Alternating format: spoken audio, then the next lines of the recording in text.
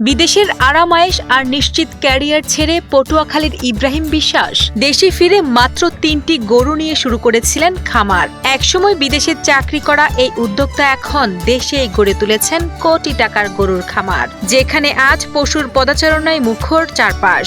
আমি কোরিয়া থেকে আসার পরে আমি প্রায় ৩ বছর হয় ফার্ম করছি, ৩-৪টা দিয়ে। এরপরে এখন আমার প্রায় ফার্মে প্রায় 50-এর উপরে গরু আছে।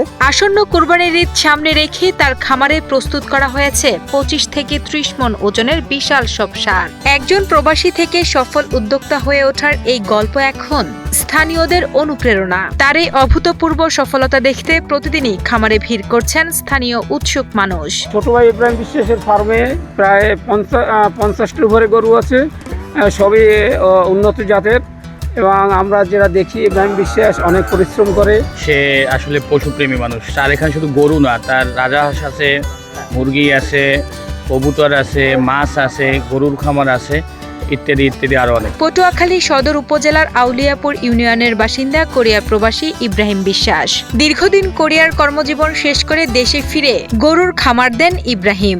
কঠোর পরিশ্রমী মাত্র ৩ বছরেই তার খামারের গরুর সংখ্যা দাঁড়িয়েছে 50-এর উপরে। কুরবানির ঈদকে কেন্দ্র করে তিনি 10 থেকে 12টি বড় আকৃতির গরু প্রস্তুত করেছেন, যার প্রতিটি ওজন প্রায় 1000 থেকে 1200 কেজি। কোনো প্রকার ক্ষতিকারক ইনজেকশন বা ওষুধ ছাড়াই খড়, কুড়া আর নিজের চাষ করা ঘাস খাইয়ে সম্পূর্ণ দেশি পদ্ধতিতে গরুগুলো মোটাতাজা করেছেন তিনি। বর্তমানে তার খামারে প্রায় ৩ কোটি টাকার পশু রয়েছে এবং কর্মসংস্থান হয়েছে 5 জন শ্রমিকের। এছাড়া প্রতিদিন 10টি গাভী থেকে পাওয়া দুধ বিক্রি করেও বাড়তি আয় করছেন এই সফল খামারি। আমরা এই খামারে কাজ করি দীর্ঘদিন ধরে, খুব যত্ন সহকারে আমরা এদের বড় করি এবং দেশি ঘাস, খেয়ার কুটা খাওয়াই।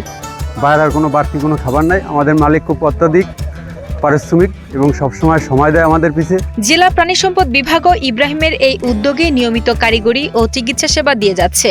সংশ্লিষ্ট কর্মকর্তারা জানান, ইব্রাহিমের মতো লড়াকু উদ্যোক্তারা দেশের আমিষের চাহিদা মেটানোর পাশাপাশি স্থানীয় অর্থনীতিতে গুরুত্বপূর্ণ ভূমিকা রাখছেন। যে মোটাতাজা গরুগুলো লালন পালন করে, গাভীগুলো লালন পালন করে, এই সংক্রান্ত আমাদের প্রাণী সম্পদ দপ্তর তাকে বিভিন্ন প্রকার পরামর্শ, চিকিৎসা সাহায্য এবং প্রশিক্ষণ প্রদান করে।